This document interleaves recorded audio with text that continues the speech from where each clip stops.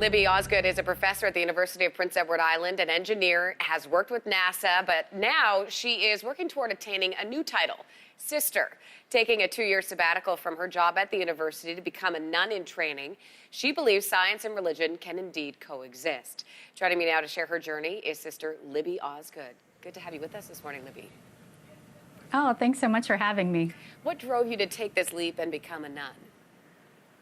Well, you know, for 32 years, it was a secret desire that I didn't even know that I had. And about 2 years ago, I realized that I was keeping engineering in one box and my faith that was really important to me, spirituality and God, in another box.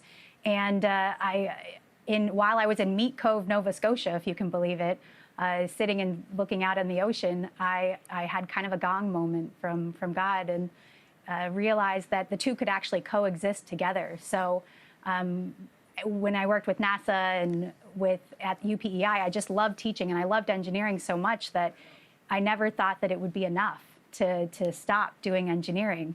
And I started talking to the sisters from the Congregation of Notre Dame and realized that they practice liberating education, which means that I could be an engineer and a sister and really combine both of my passions into something that was just wonderful. Okay, so you talked about working at NASA. Did you struggle balancing between religious in a field with so many atheists?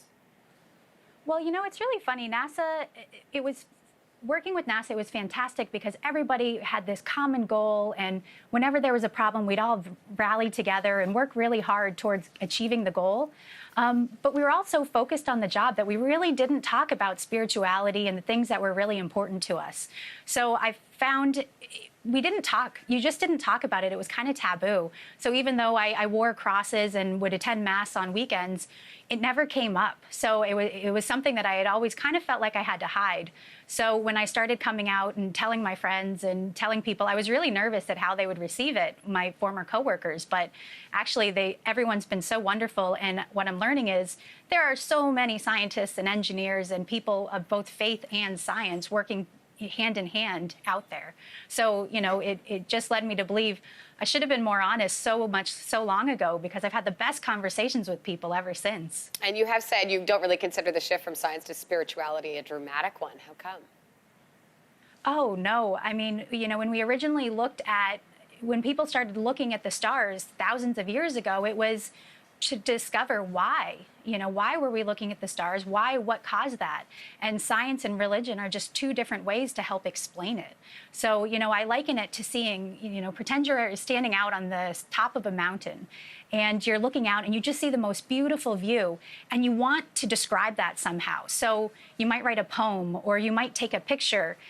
And both of them are good, but they're not the beauty and the majesty of that view. And I feel like science and religion work together and they go hand in hand to try to help show that view and to describe truth and beauty better.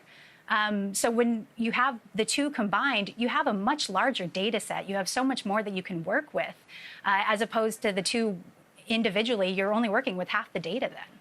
I'm just sort of picturing, you know, you teaching somebody, and you've got the science part of your brain, or I guess you're saying, you know, they coexist. Obviously, this is in you, and the spirituality portion. When you talk about, you know, how the world is created and those types of theories, I mean, what do you say?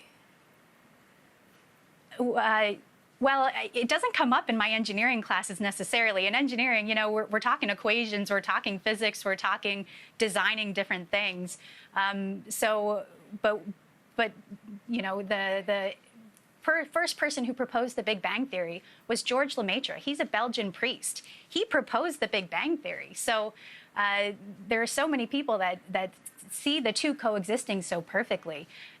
When you think about how old our universe is, 13.7 billion years, you know, it's huge. And it's such a beautiful image to think that God loves us so much that that he would plan our existence to take 13.7 billion years to get to us. That's so much more intricate that I don't see the two as a problem. In fact, it's more how much God loves us. And then that gives us an opportunity to turn around and show that love to the world and to help each other and to take care of our world that much more. We really appreciate your time this morning, Sister Libby Osgood. Thanks so much. Thank you for having me.